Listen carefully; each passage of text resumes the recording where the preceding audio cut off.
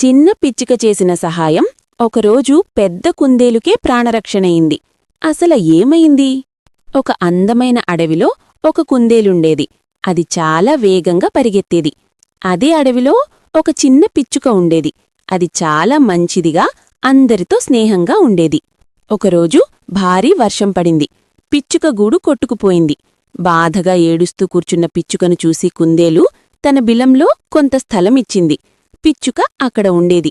వర్షం ఆగిన తర్వాత పిచ్చుక కుందేలకు కృతజ్ఞతలు చెర్పి వెళ్ళిపోయింది.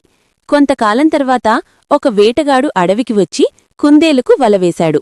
ప్రమాదంలో పడిన కుందేలును చూసిన పిచ్చుక వెంటనే ఎగిరివచ్చి తన శబ్దంతో జంతువులను పిలిచింది. అన్ని జంతువులు కలిసి వలను కొరికి కుందేలును రక్షించాయి. అప్పుడు కుందేలు పిచ్చుకకు కృతజ్ఞతలు తెలిపింది. నీతి: మనం చేసిన చిన్న సహాయం కూడా ఒకరోజు మనకే పెద్ద రక్షణగా మారుతుంది. ఇలాంటి కథలు ఇంకా చూడాలి అంటే తెలుగు కథలు కబుర్లు ఛానల్ను సబ్స్క్రైబ్ చేసుకోండి.